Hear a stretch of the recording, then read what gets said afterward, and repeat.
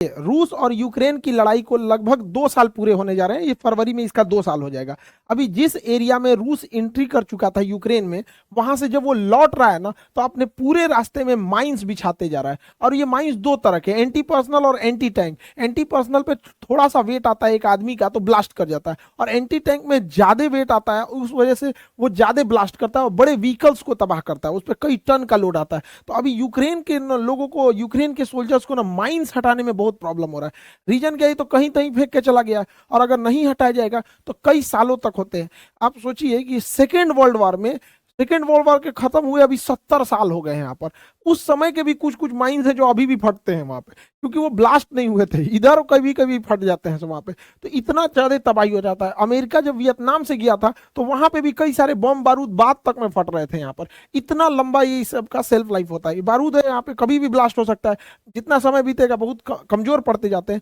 और इसी बीच यूक्रेन और रूस की लड़ाई में रसिया ने अमेरिका को धमकी देने के लिए, अमेरिका को एक लेसन देने के लिए, अभी उसके ऊपर एक प्रेशर बनाने के लिए एक नए मिसाइल का परीक्षण किया। और ये नया मिसाइल पानी के अंदर से मारता है, पता ही नहीं है, हिडन टारगेट है। ये साइलेंट किलर कहा जाता है पनडुब्बी को। पनडुब्बी के अंदर से ये बैलिस्टिक मिसाइल को मारा है। अब ये बैलिस्टिक मिसाइल कैसे काम करती है इसको समझते हैं।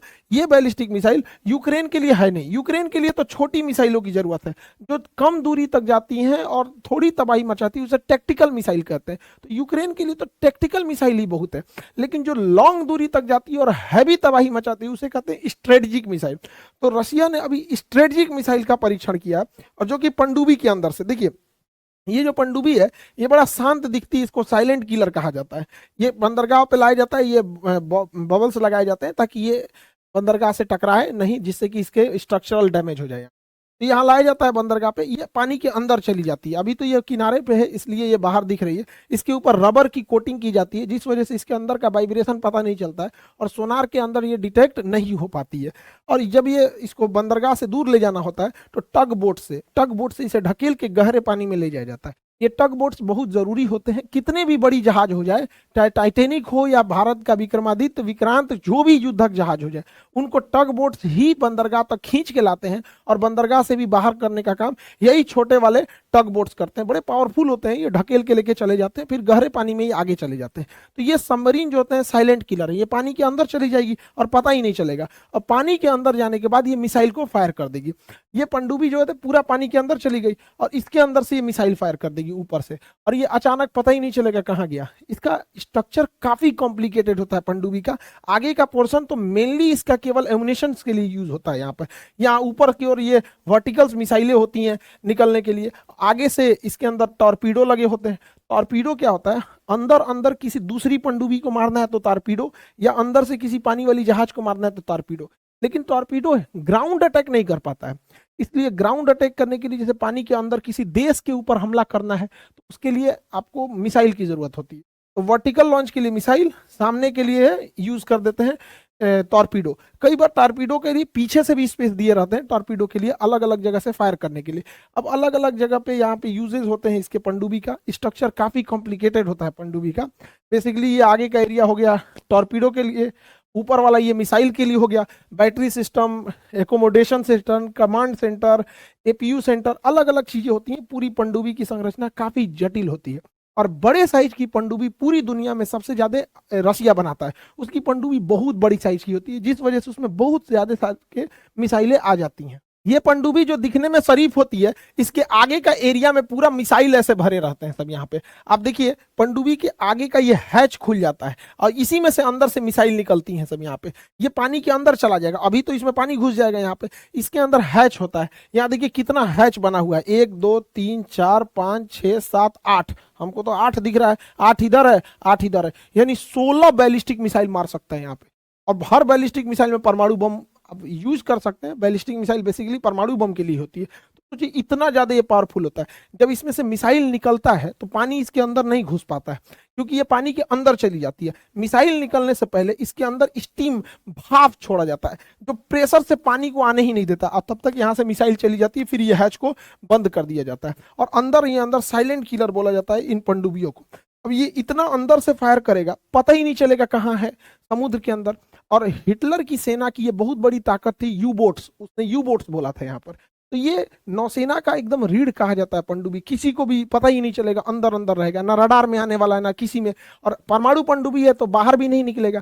जैसे डीजल इलेक्ट्रॉनिक पनडुब्बी क्या होती है, वो बाहर निकल के अपना जनरेटर चालू करती है और उससे बैटरी चार्ज कर लेती है, और बैटरी चार्ज करना 6-7 घंटे पानी के अंदर रहती है। लेकिन जब बैटरी डिस्चार्ज होता है तो जनरेटर ऑन करने के लिए उसे एयर की जरूरत होती है, उसके लिए वो पानी की सतह पे आता है और वहां डिटेक्ट हो जाता है। लेकिन परमाणु पनडुब्बी में ऐसा कुछ नहीं होता है, वो अंदर ही अंदर रहेगी और पता नहीं चलेगा, अंदर से अचानक से मिसाइल निकल के मार देगा।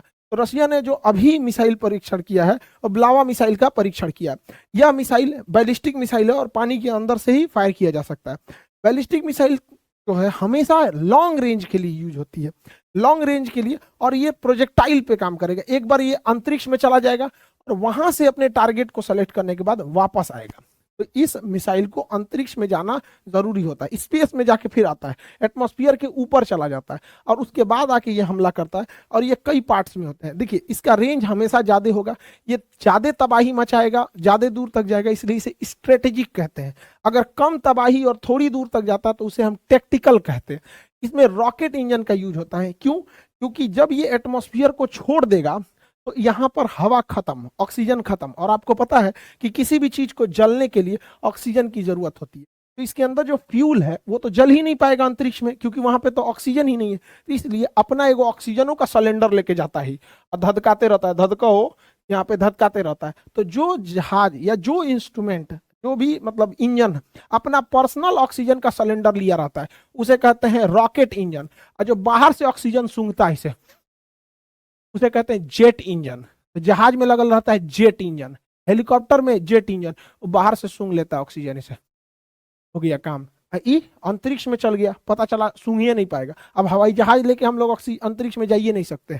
हवाई जहाज तो चल जाएगा, मर जाएंगे बाकी लोग, क्योंकि जाने के बाद इंजन बंद हो जाएगा, जैसे एटमॉस्फेयर में इंटर करेगा बंद हो जाएगा इंजन, वहां पे दुर्घटना हो जाएगा। तो ये अपना ऑक्सीजन का एक अलग से टंकी लेके जाता है, तो वो हो गया रॉकेट इंजन का यूज होता है। और इसे कम्युनिकेशन के लिए सैटेलाइट की जरूरत पड़ती है। बिना सैटेलाइट के बैलिस्टिक मिसाइल को गाइड नहीं किया जा सकता, क्योंकि ये पृथ्वी के बड़े दूर तक हमला करते हैं सर। तो इसे क्या होता है कि कोई ना कोई सैटेलाइट चाहिए उसे टारगेट दिखाने वाला। अब जब ये वापस आता है तो अपने काइनेटिक एनर्जी और पृथ्वी के ग्रेविटेशन की वजह से बहुत तेजी से आता है। अब यहाँ पे क्या किया वैज्ञानिकों ने, दिमाग लगाया कि जब मिसाइल भेज ही रहे हैं तो इसके साथ इसके अंदर 8-10 ठो परमाणु बम रख दे। एक ठो यहाँ गिरा देते हैं, एक यहाँ गिरा देते हैं, एक यहाँ गिरा देते हैं, कुछ यहाँ गिरा देते हैं, तो हो गया एक ही से मल्टीपल टारगेट पर हमला किया जा सकता है। इसलिए ये बैलिस्टिक मिसाइल बहुत खतरनाक होते हैं।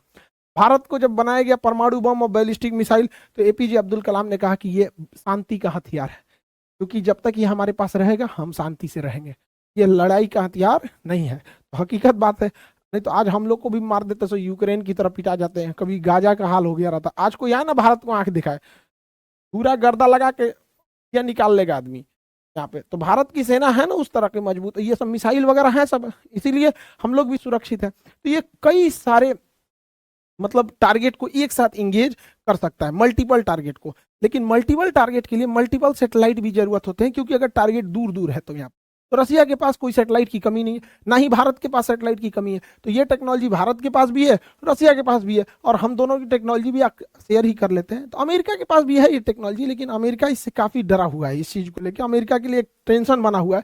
अभी ये स्टार्टिंग फेज में है, और ये जब री एंट्री करती है तो इसके साथ ये इसकी रेंज जो है लगभग 8000 किलोमीटर है। अमेरिका का किसी भी कोना दुनिया के जगह पे ये जाके मार सकती है। मान के चलिए अगर किसी 8000 से ज्यादा मारना है, 10,000, तो क्या दिक्कत है, पनडुब्बी पानी में उतरेगी, 2000 किलोमीटर चल देगी, वहां जाके मार देगी। तो पानी तो पूरी दुनिया में फैला हुआ है, कहीं भी जाके मार सकती है। और इसके साथ 6 पेलोड जा सकते हैं, 6 परमाणु बम एक साथ ले जा सकता है।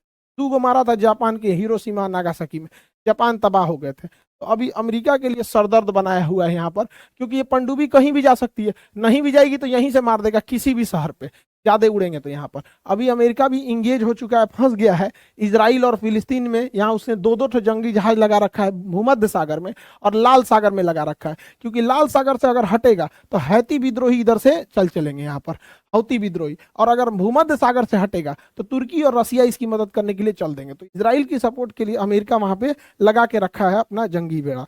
रसिया भी एक और प्रॉब्लम को फेस कर रहा है, रसिया के ऊपर प्रतिबंध लगा दिए गए, जिस वजह से वो व्यापार नहीं कर पा रहा है। और जो उसके पहले से व्यापार हो चुके हैं, जिसके डील साइन हो गए, उसके में भी पेमेंट में बहुत दिक्कत आ रहा है। रसिया के ऊपर बैन, एम्बार्गो और सैंक्शन तीनों तरह की समस्याओं को फेस कर रहा है। देखिए एम्बार्गो क्या होता है, किसी खास चीज को रोकने के लिए एम्बार्गो लगाया जाता है। जैसे मान के चलिए फिलिस्तीन और इसराइल के बीच में जो कॉन्फ्लिक्ट हो रहा है, तो फिलिस्तीन की ओर से अरब कंट्री है, अगर अरब कंट्री ये कह दें कि वो इसराइल वगैरह मैटर पे, कि अगर अरब कंट्री कह दे कि हम उन्हें पेट्रोल नहीं देंगे, मेनली वो केवल एक प्रोडक्ट या एक से दो प्रोडक्ट पे रोक लगाते हैं, तो उसे एम्बार्गो कहते हैं। जैसे ऑयल एम्बार्गो ऐसे अरब कंट्री ने कर दिया था, हालांकि अभी उनमें इतना हिम्मत बचा नहीं है कि जो इसराइल के खिलाफ इतना बड़ा एक्शन वो ले पाएंगे। तो एम्बार्गो होता है तो किसी एक दो चीज पे रोक लगा देना उसे एम्बार्गो कहते हैं। पूरे कंप्लीट रोक देना उसे कहते हैं बैन लगा देना। कंप्लीट रोक दिया तो बैन। तो एम्बार्गो छोटा हो जाता है, बैन थोड़ा बड़ा होता है। सैंक्शन, सैंक्शन के कई रूप होते हैं, जैसे स्पोर्ट सैंक्शन लगा देना कि रूस के खिलाड़ी नहीं आ पाएंगे, पॉलिटिशियन सैंक्शन लगा देना, किसी राजनीतिक डिप्लोमेटिक को नहीं ले आना। तो सैंक्शन के कई रूप होते हैं, किसी भी तरह से हो सकता है, ट्रेड सैंक्शन हो सकता है, कई तरह के। तो रसिया क्या कर रहा है ना, अभी वो पेमेंट नहीं कर पा रहा है, और भारत ने रसिया से S-400 मिसाइल सिस्टम खरीदने की बात की थी, तो जिसमें रसिया को भारत ने हर एक पेमेंट कर दिया था डॉलर में, लेकिन 2 स्क्वाड्रन की अभी पेमेंट बाकी थी। 2 स्क्वाड्रन क्या होता है, एक स्क्वाड्रन में 2 बैटरी होती है, और हर एक बैटरी में 4 ऐसे ट्रक होते हैं, 1 2 3 4, ये 4 मिलकर एक बैटरी बनाता है, और 2 बैटरी मिला देंगे तो एक स्क्वाड्रन बनेगा, 4 बैटरी मिलाएंगे तो 2 स्क्वाड्रन बनता है। देखिए अलग अलग मिसाइल के लिए ना बैटरी और स्क्वाड्रन के नंबर अलग अलग होते हैं। अब जहाज के लिए स्क्वाड्रन की संख्या अलग हो जाती है, हेलीकॉप्टर में स्क्वाड्रन की संख्या अलग हो जाती है, S-400 में स्क्वाड्रन अलग हो सकता है। तो ये कोई जरूरी नहीं कि फिक्स आप मान लेंगे कि नहीं एक स्क्वाड्रन में 2 बैटरी होगा। यहाँ पे वो डिपेंड करेगा कि मिसाइल की रेंज कितनी है, इफेक्टिवनेस कितना है। तो हमें अभी उसको 2 स्क्वाड्रन की अभी भी पेमेंट देनी बाकी थी। रसिया कह रहा है कि हम रुपया में लेके क्या करेंगे, हमारे पास रुपया तो चलता नहीं है, डॉलर चाहिए होगा यहाँ पे इंटरनेशनल ट्रेड करने के लिए। तो इन दोनों ने क्या किया कि हम 2 स्क्वाड्रन का पेमेंट के बदले में गोवा शिपयार्ड से रसिया ने कहा कि हमें 24 कार्गो शिप बना दीजिए। 4 बोल दिए क्या, 24 कार्गो शिप चाहिए होगा, तो 24 कार्गो शिप की जरूरत है। तो भारत रसिया को 24 कार्गो शिप देगा, और बदले में वो हमें S-400 की 2 स्क्वाड्रन और दे देगा। हालांकि ये बस पेमेंट इशू है, तो एक तरह का कह दीजिए कि ये पेमेंट ना होकर एक्सचेंज हो गया। तो हम तो कहते हैं कि भारत सरकार को ऐसे व्यापार पे और अच्छा काम करना चाहिए कि हमारे यहाँ ये पेमेंट के देते तो सीधे कैश जाता। अब यहाँ रोजगार मिला, और देखिए रोजगार ही बड़ी बड़ी चीज नहीं होती है, जैसे जैसे हम चीजों को बनाते जाते हैं ना, हम अपडेट होते जाते हैं। 24 जहाजों को बनाएंगे तो शायद हमें कुछ अपडेशन आ जाए, हमें कुछ और नई टेक्नोलॉजी सीख जाए, तो और बेहतर हो जाता है यहाँ पे। इसके अलावे भारत और रसिया को व्यापार करने में बहुत प्रॉब्लम आ रहा है, क्योंकि हम रसिया का रूबल लेके क्या करेंगे, हमारे इंडिया में उतना रूबल एक्सेप्टेबल ही नहीं है, और रसिया हमारा रुपया लेके क्या करेगा, उसके यहाँ एक्सेप्टेबल नहीं है। तो हमें एक कॉमन करेंसी चाहिए थी जो डॉलर था, बट अमेरिका ने डॉलर पे सैंक्शन लगा दिया, रोक लगा दिया यहाँ पे। तो हम क्या करें, तो हमारा व्यापार दुबई से भी अच्छा था, और रसिया का भी दुबई से बहुत अच्छा है, तो दुबई का दिरहम। तो अभी हम दोनों व्यापार किस में करेंगे, दिरहम में, क्योंकि रूस दिरहम को लेके यूएई में भेजा सकता है, और हम लोग भी इसे कर सकते हैं यूएई के पास। तो हम दोनों के पास दिरहम अच्छा है, और यूएई जो है इस मामले में बहुत बेहतरीन है, वो इस सब चीजों में व्यापार में सैंक्शन वगैरह में नहीं पड़ रहा है। तो ये दोनों के बीच का एक रास्ता निकाला गया।